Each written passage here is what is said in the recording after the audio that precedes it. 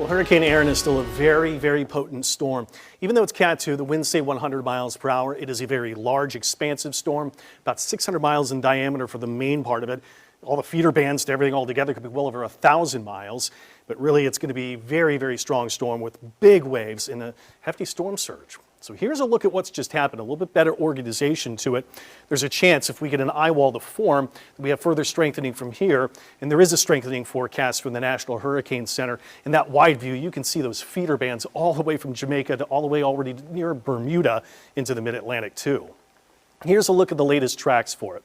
Category 2, but the wind strengthening to 110.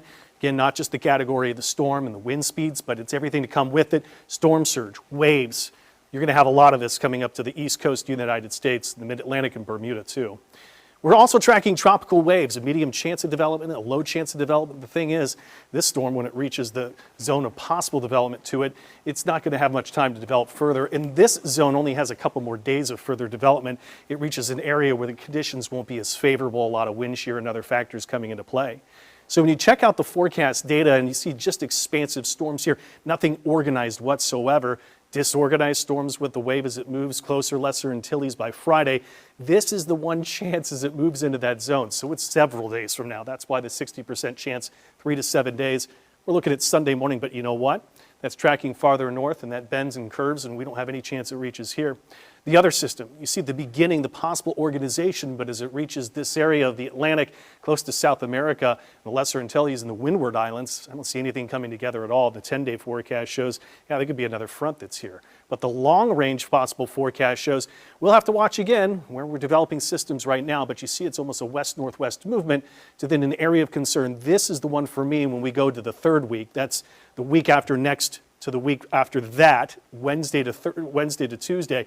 And then the zone here shown Caribbean into the Gulf shows more of the high pressure taking in control, and it would force that storm more into Mexico. I mentioned the things we still have to look for Erin here, and it's going to be all in the way of winds. Let's look at the winds here in the forecast. They're not going to be all that bad, and that's maybe a good part of the storm here. You see that we've got winds here, Nags Head into Cape Hatteras, 37 mile per hour wind gusts, but look at that wind field close to the storm. Winds extend out 80 miles at a hurricane force, but looks like in tropical storm force winds extending out 230 miles. But the wave forecast possibly up 40 feet, 20 feet. So this means those buildings, those structures right on beaches, they could be jeopardy at 23-foot waves coming in. Now, as for the storm surge, this is something a little bit better, but still something you don't like to see. You see peak storm surge here could be upwards in the order of 3 to 6 feet in the zone, riding through the Outer Banks, in a couple 3 feet, extending pretty expansively all the way from near Rehoboth Beach and the eastern shore of Delaware, and all the way down to even South Carolina too.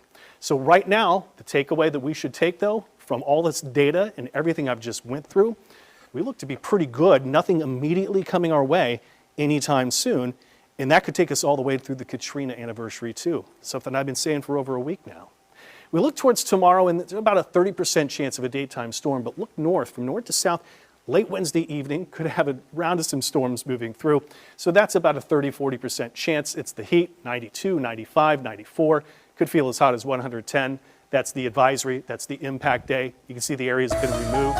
More storms Thursday could keep temps down a notch, and I'll keep scattered storms in the mix all the way through the weekend to next week too.